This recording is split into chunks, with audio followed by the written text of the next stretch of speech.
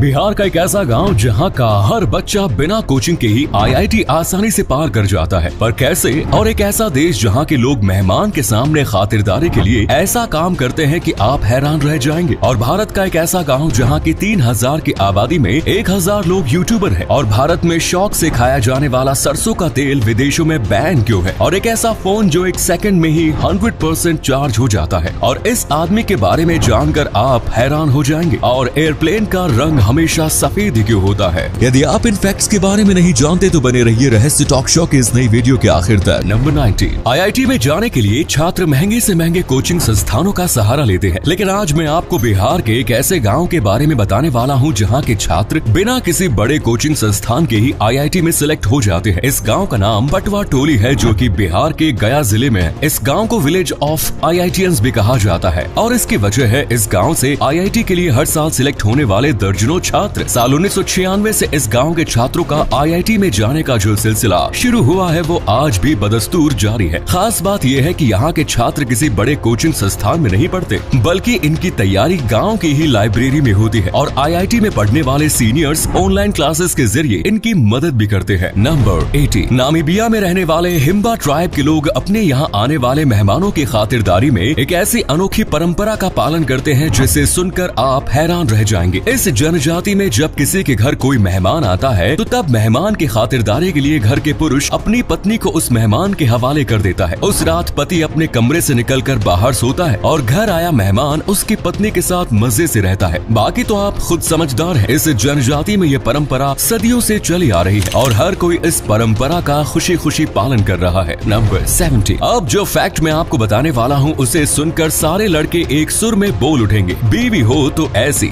बात ऐसी है कि थाईलैंड की पाथीमा चमनम नाम की महिला अपने पति के लिए एक असिस्टेंट की तलाश कर रही है। पर ये हैरानी की बात यह है कि असिस्टेंट सिर्फ ऑफिस वर्क के लिए नहीं होगी, बल्कि उस असिस्टेंट को महिला के पति को फिजिकल प्लेजर भी देना होगा। पाथीमा ने इसके लिए बाकायदा एक वैकेंसी भी निकाली है और उसने बाकी सारी रिक्वायरमेंट्स के साथ ये भी लिखा है कि एप्लीकेंट्स को उसके पति के साथ इंटीमेट भी होना होगा। इन कामों के बदले उन्हें 34,000 रूपए प्रति महीने मिलेंगे। इस अनोखी वैकेंसी के बारे में पाथीमा चमनम का कहना है कि वो खुद कुछ फिजिकल प्रॉब्लम से गुजर रही है, इसलिए वो अपने पति के साथ संबंध नहीं बना सकती। तो इसीलिए उसने अपने पति की जरूरतों को पूरी करने के लिए ये वैकेंसी निकाली है। हैरानी की बात यह है कि पाथीमा ने एक महिला को इस पोस्ट के लिए हायर भी कर लिया है। इसी कमाल के फैक्ट पर प्लीज वीडियो को लाइक कर दीजिए। नंबर 60। इंडोनेशिया के बाली एयरपोर्ट से ऑस्ट्रेलिया जाने वाले एक शख्स को अपने पास रखे 2 MC मफिन्स के बारे में अधिकारियों को ना बताने का खामियाजा इस कदर भुगतना पड़ा कि उसके ऊपर लगभग 1.5 लाख रुपए का जुर्माना ठोक दिया गया। दरअसल ऑस्ट्रेलिया के नए बायोसिक्योरिटी रूल्स के अकॉर्डिंग इंडोनेशिया से कोई भी खाने पीने की चीज लाने से पहले यात्रियों को इसकी सूचना अधिकारियों को देनी होगी। लेकिन यहाँ बंदा अपने 2 egg and beef sausage MC muffins के बारे में अधिकारियों को बताना भूल गया। इसके बाद जैसे ही ये बंदा ऑस्ट्रेलिया के डार्विन एयरपोर्ट पहुंचा तो उसके बैग की चेकिंग हुई। इसके बैग में खाने की चीजें मिल गई और इसके ऊपर 1.46 लाख रुपीस का जुर्माना ठोक दिया गया। नंबर 50। छत्तीसगढ़ की राजधानी रायपुर से 45 किलोमीटर दूर तुलसी नाम का एक गाँव है जहाँ की आबादी 3000 लोगों की है। और इस गांव की खास बात यह है कि 3000 की आबादी वाले इस गांव में लगभग 1000 लोग यूट्यूबर हैं। यानी इस गांव के लगभग हर घर में कम से कम एक कलाकार मौजूद है। इस गांव में बच्चे और युवाओं से लेकर बूढ़े तक यूट्यूब वीडियोस बनाते रहते हैं। गांव में निकलने पर आपको हर गली मोहल्ले में कहीं न कहीं वीडियो की शूटिंग होते हुए दिख जाएगी। नंबर 40। पढ़ाई के लिए भारत से विदेश जाने वाले छात्रों की संख्या में हर साल काफी बढ़ोतरी देखने को मिलती है। इस साल सबसे ज्यादा छात्रों को ब्रिटेन भेजने के मामले में भारत ने चीन को पीछे छोड़ दिया। साल 2005 के बाद से लगभग हर साल चीन सबसे ज्यादा छात्रों को ब्रिटेन में पढ़ने के लिए भेजता था, लेकिन इस बार पहली बार भारत ने इस मामले में चीन को पीछे छोड़ दिया।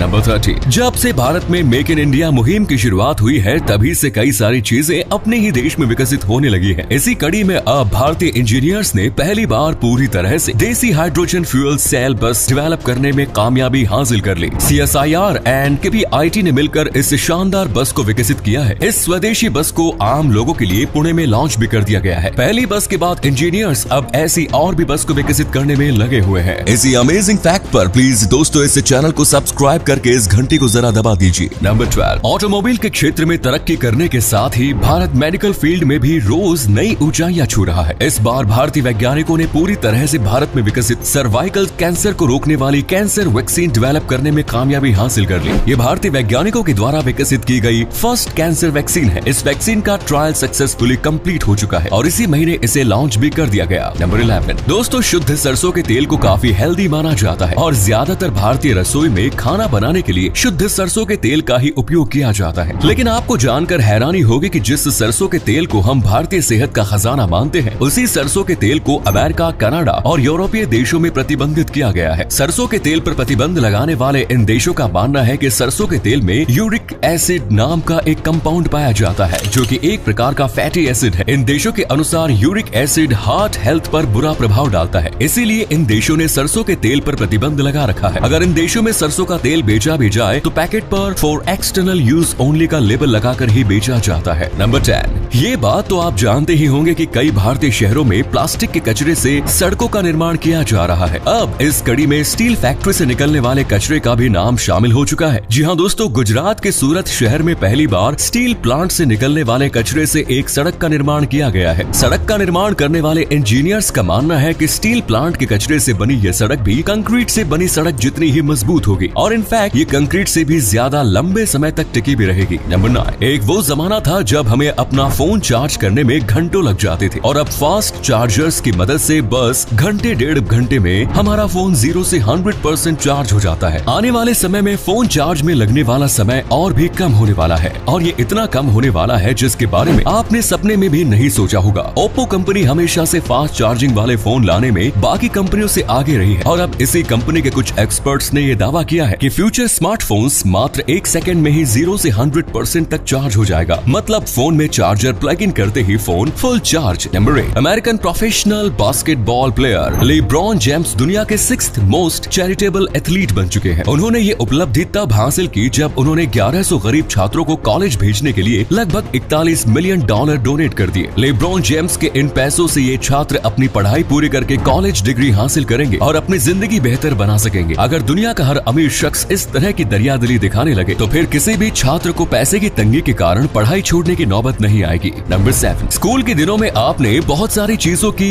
SI यूनिट के बारे में पढ़ा होगा, लेकिन क्या आपने कभी दर्द की SI यूनिट के बारे में पढ़ा है? जी हाँ दोस्तों, दर्द की भी SI यूनिट होती है। दर्द की SI यूनिट डोल होती है। दर्द को मापने के लिए जिस इंस्ट्रूमेंट का उपयोग किया जाता है उसे डोलोरीमीटर कहते हैं। वैज्ञानिकों के मुताबिक एक इंसान लगभग 45 डोल तक के दर्द को बर्दाश्त कर सकता है। दर्द इससे ज्यादा होने पर इंसान बेहोशी की हालत में चला जाता है। नंबर 6 जब ब्राजील के क्लाउडियो विएरा डी ओलिवेरा का जन्म हुआ था तो तब डॉक्टरों ने इनके परिवार को कह दिया था कि ये बच्चा 24 घंटे के अंदर ही मर जाएगा। क्लाउडियो का जन्म बेहद ही अजीब कंडीशन में हुआ और इनका सिर पूरी तरह से पीछे की ओर मुड़ा हुआ था। इनकी स्थिति देखकर डॉक्टरों ने तो हार मान ली, लेकिन क्लाउडियो के ऊपर भगवान की खास मेहरबानी थी। डॉक्टर के अनुसार जिस बच्चे की जिंदगी 24 घंटे के अंदर ही खत्म होने वाली थी, आज वो बच्चा 44 साल का हो चुका है और पीछे की ओर मुड़े हुए सिर के साथ ही अपनी जिंदगी जी रहा है। क्लाउडियो अपनी जिंदगी में कई सारी उपलब्धि भी हासिल कर चुका है। इन्होंने अपनी ऑटोबायोग्राफी लिखी है, एक DVD लॉन्च भी की है और इसके साथ ही वो एक मोटिवेशनल स्पीकर भी है। क्लाउडियो इस बात का जीता जागता उदाहरण है कि इंसान के पास बस जीने का जज्बा होना चाहिए, फिर जिंदगी जीने के रास्ते भी नजर आने लगेंगे।